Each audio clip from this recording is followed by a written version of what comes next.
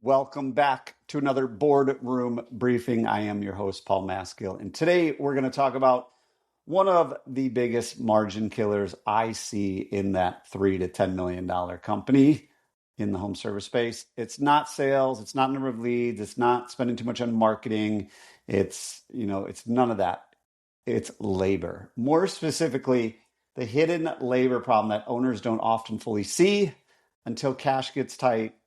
They might not even know their margins slipping, but they realize they're doing more than ever, doing more revenue than ever, have more calls than ever, but the business feels heavier than ever. And this matters because, like I say all the time, a lot of owners thinks, well, we'll just outsell this problem. This is just a revenue problem. Once we get to the next level, cash won't feel tight. And that's really, going after it's just trying to attack the symptom. Well, if we don't have any money, we must just need to bring in more money. But it's not getting to the root cause of the problem. And many times that problem is things related to labor efficiency, labor burden, and what does it actually cost to send out technicians, installers, apprentices out into the field. Many cases, many cases, the real issue is that we need to solve the labor problem and the labor structure and how they're compensated and how they're efficient and what's actually going on, because the payroll is not converting into the profit the way it needs to be. Ideally, you're running on some sort of performance pay and you get excited about higher payrolls because higher payrolls means we did more revenue. And if our margins are right, it means we're going to have more left over at the end of the day. So in this briefing, that's what we're going to talk about is the illusion around labor. And maybe it's not even illusion. I don't know what the best way to call it is. So sometimes we don't even know it's the problem.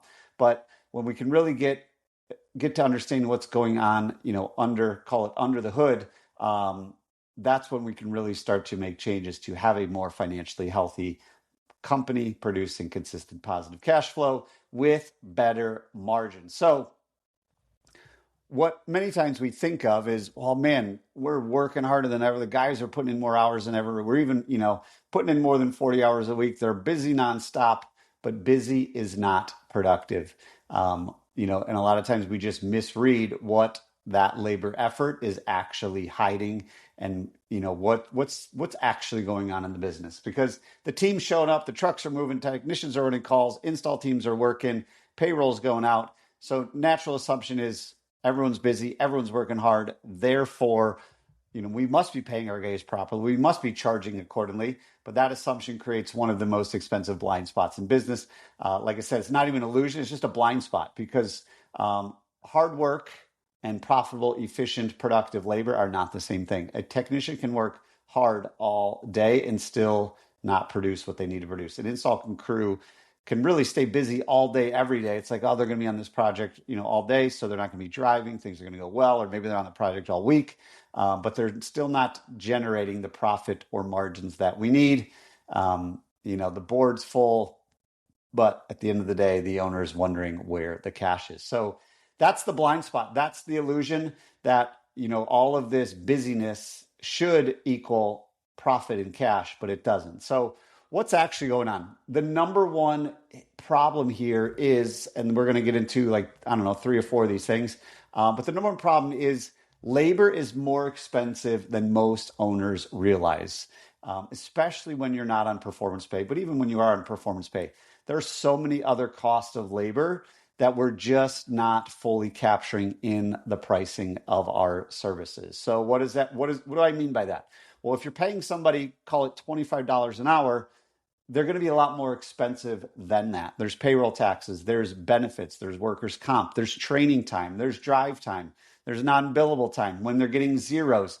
There's time in between calls, there's lunch, there's callbacks, there's warranty work, and all of the other things that go into, at the end of the day, the dollars and cents matter, the minutes matter.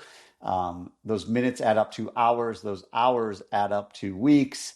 And when you're multiplying it by the incorrect number to begin with, then we are really out of line. And if pricing isn't built around what you've probably heard people say this in Facebook groups or, at the supply house, whatever. What's your fully loaded labor? Well, that's what we're talking about. What is our fully loaded labor? What does it actually cost to employ somebody on an hourly basis? So that is the number one issue that I see here. Is labor is more expensive than owner realize. Number two, labor efficiency is weaker than we actually think. Many times because we're not even tracking it because we don't think it's that important. A lot of businesses assume that, we're good enough because the team seems like they're busy. But labor efficiency breaks down in subtle ways. Spending a little bit too much time driving, jobs taking a little bit too long, longer than they should. Maybe the technician's waiting a little bit too long for dispatch. Install crews staying late because they want to get the job done for the homeowner, or sending people to callbacks because we're a little bit slow. It's like, hey, we got some warranty work to do, or hey, this person called back, can you run out and check that out? Or your technicians just aren't performing. So many things when you're losing a percentage point here and a percentage point there, at the end of the day, they all add up and they erode contribution every single day, every single week. So that's number two. Labor efficiency is just not as strong as the owner thinks. Number three is we're carrying the labor for the company we hope to become. This is especially true in companies that are not performance pay or they do not have performance pay dialed in. At this stage, many owners hire ahead of revenue, but they don't know how far ahead of revenue they need to hire because they think, well, we're going to need these people eventually, so let's bring them in there. Yes, if they're a great hire, we need to capture that person. That's my philosophy. But sometimes we keep other people too long because we want to be ready for growth. Well, we're going to need them someday. That's really just an excuse. It can sound responsible, but if your field, is built for an $8 to $10 million company, but we're actually operating at 5 to 6, payroll pressure becomes more permanent because we'll never get to we don't have enough time to go from 5 to 6 million to 8 to 10 million. It just would take too long and we would never be able to catch up. And that's, a lot of times that's where we're getting stuck. Again, this one's especially true if you're not on performance pay or your performance pay isn't dialed in. If everyone's on performance pay, this is, kind of a tangent, but if everyone's on performance pay, you say, well, I don't really care what they do. Well, many times then your overhead or office payroll is too big for the revenue producing because you need all these dispatchers and CSRs to serve all the people out in the field. But if all the people in the field, even if they're on performance pay, aren't performing how they should be, then we're just not that efficient because the revenue per employee then starts to become a big factor. So that's number three. Number four kind of ties into this, but the owner just tolerates a mediocre labor force. This is, really I don't want to have to deal with that type of conversation. Owners that hate firing, they hate holding people accountable, they hate having difficult conversations. They don't want to put scorecards in place. They don't want to have weekly one-on-ones. They don't want to have training on a regular basis. They don't want to make their technicians, in their words, I don't want to make them role play. At the end of the day, they're like, that's their job. They should just figure it out. I'm too tired to deal with that. So we're really going to, the results we're going to get are really up to what are our expectations. And if our expectations are low and we tolerate a lot of crappy things, we're going to have a lot of crappy results. So the lower our tolerance, the lower the less problems we actually have to deal with. However, a lot of times business owners just don't want to deal with that. They don't want to deal with hiring. They don't want to deal with training. They don't want to deal with accountability. They don't want to deal with all of those things. They just don't want to measure it because it seems like it's too much work and we're kind of burned out. So what happens? The business absorbs all of that month after month. And eventually, a couple bad months is going to start to show, the cracks in the foundation. All of a sudden we're dipping into our line of credit. We do that for a month or two. And then it's really hard to get out of that. 1 or 2 bad months, it's going to take you 8 months to get ahead of 1 or 2 bad months. So why does this matter so much? Labor is obviously in the home service space the number one thing that we are selling. Without labor, without people in the field, we are not generating revenue. So it's not just another expense line. In a residential home service business, it is the biggest driver of whether we're going to be profitable, creating consistent cash flow, predictable, going back to all the things we talk about on the show, or is it just chaos? If our labor is, overpriced compared to our pricing, or if we're inefficient compared to our pricing, or if we're inefficient based on what we actually need to get done, if our labor capacity is just out of line with our current revenue mark, if you allow weak performers to continue to stay because it's so hard to find replacements, I just don't like firing people, whatever it might be, then the business starts leaking cash here, it starts leaking cash there. And it's not necessarily obvious. A lot of times we don't think that's the problem because we tell ourselves, well, we're priced, comparable to the market. We know what everyone else is charging. It feels like, we're in the same ballpark. And that's, really where we get confused. You're also going to get confused because your ego and emotions and excuses take over. From the outside looking in, the business looks great. It looks busy. It looks productive. We got all the vans. We got all the technicians. They hear us on the radio. Our team continues to grow. Revenue seems like it continues to go up. But if the team out there delivering the service is not the team we need and they're not performing the way we need them to, we're going to have problems. And that is, kind of recapping that. Again, I don't necessarily call it the hidden labor problem. It is hiding. It's hiding a lot of things, but a lot of times it's just a blind spot that we don't even know exists. So it's not even an illusion. It's just completely overlooked because we don't think that's the biggest problem. So what are those things? Kind of recapping it. Number one, labor is more expensive than owners realize, taking into account all of the other things. We need to know what the quote unquote fully loaded dollar amount is, taking into account payroll taxes, benefits, workers' comp, training time, drive time, non-billable time, time in the morning, unproductive time between calls, waiting for dispatch, callbacks, warranty work, all of those things.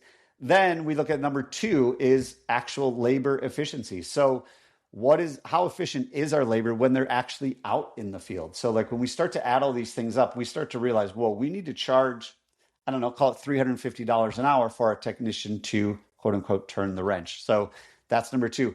Number three is we're overstaffed for the size of business we currently are, especially if performance pay isn't dialed in. I see many businesses with the number of techs and installers they have out in the field, they should be an $8 to $10 million company, but they're only a $5 to $6 million company. And then number four, the owner just doesn't want to deal with it. They tolerate poor performance. They tolerate weak labor. They'll complain about it every day, but they'll just tell themselves, well, that's just the way it is. It's too hard to hire people, so I don't want to fire them. They're not trainable, so I'm not even going to try to train them. And they create all of these things that are massive issues for the owner and business. So recapping that, now flipping that, what does the disciplined operator do? So we talk about this in every solo episode. What does the disciplined operator do? They're digging in. They're using numbers. They're not just asking, well, how hard are people working? Well, payroll says everyone's working hard. They're working 50 hours a week. The trucks are all out. The trucks are moving. We're quote unquote rolling 12 trucks a day. The board's full. So, it's definitely not a labor issue. But the questions we need to start asking ourselves are, what is the truly fully loaded labor cost? What does it cost for 1 hour of our technician's time or 1 hour of our installer's time? And then, the second part, going back to the problems, what do we need to do the opposite? So we need to be efficient. So we're going to ask ourselves, how efficient, how is labor converting into gross profit in an efficient manner? What does that mean? That we should know that if we're doing X amount of revenue, this should be our gross profit. It needs to be predictable. It needs to be consistent. So that way we know at the end of every month how much cash flow is going to, be left over for the business, for the owner. The next thing we're going to look at is, really just capacity in general. So callbacks, warranty, drive time, all, underperformance. How is that eating into our capacity? Because you'll talk to pretty much everybody on your team like, man, I'm busy all day, but what are they actually producing? How much time are they actually working? How much time and money are we wasting on callbacks and warranty work? And is that priced in accordingly? And then kind of getting into the next level, just a couple more to give you guys before we head on out of here is, knowing how much revenue does each technician need to produce on a daily, weekly, monthly basis? How much revenue does an installer need to produce on a daily, weekly, monthly basis? And then the next step to that is, how am I holding them accountable to that? Do they know what success looks like? Do your installers know, hey, we need to do this amount of revenue per day or this amount of revenue per week? Are those reviews happening? Do they have scorecards? Do they have report cards? Whatever you want to call it. Are you sitting down with them on a regular basis? Are you training them? So that way they know these are the minimum expectations. These are the tools and training and support we need in order to achieve that. Now it's up to you to go do it. Now, here's the thing. When you do that, you start to build, and this is a whole nother conversation for another episode, but when you start to build in that culture of accountability and expectations, it's going to attract A players because A players love report card day and the C and D players do not. So yes, you will probably lose people short term, but you start to build this culture all around winning, and winners want to play with other winners. Winners get frustrated when losers drag everybody down. And if the owner or manager isn't doing anything about those losers, where are the winners going? They're leaving. So, do you have all those in place? Do you have those numbers in place? And then lastly, an exercise I like to perform with anybody is looking at your KPIs and what would happen to the financial performance of your company if your closing rate went up 5%, or if your average ticket went up $50, or if dispatch got better and drive time became more efficient, and each person was able to run one more call a day, but they didn't have to work any more hours. And we just start to, making these little tweaks makes big things happen. Doing the small things makes big things happen. So that's what the disciplined operator is doing. Again, in recap, they're looking at what is their truly fully loaded labor cost? How efficient is our labor actually out in the field, and what are they producing? Looking at all the wasted time. Where are the callbacks? Where's the drive time? Minutes matter. Minutes add up to hours, hours add up to weeks. And when we're wasting weeks on weeks over the course of a year, it's amazing what can happen if we can recapture that. So that's the third thing that disciplined operators are doing. The fourth thing they're asking is, what is our revenue per day goal for a service tech? What's our revenue per day for an install team? Even looking at your comfort advisors, if you have, selling people that are just out there doing selling, how much do they need to sell in order to keep this thing going? When we start to just remove the emotion, the ego, and the excuses, and just really start to focus on numbers and hold each other accountable on those, have those regular scorecards, those regular one-on-ones, and really just defining what a success look like to work at your company. When people know what success, it's a lot easier to train people, and it's a lot easier to hold people accountable when they know if they're winning or losing. And then lastly, the last thing that disciplined operators are doing, they're asking themselves, what would happen if we improve just one KPI at a time? What if we just solely focused on increasing our average ticket? What would happen? And you start to do the math over the course of a year, and it's pretty eye-opening.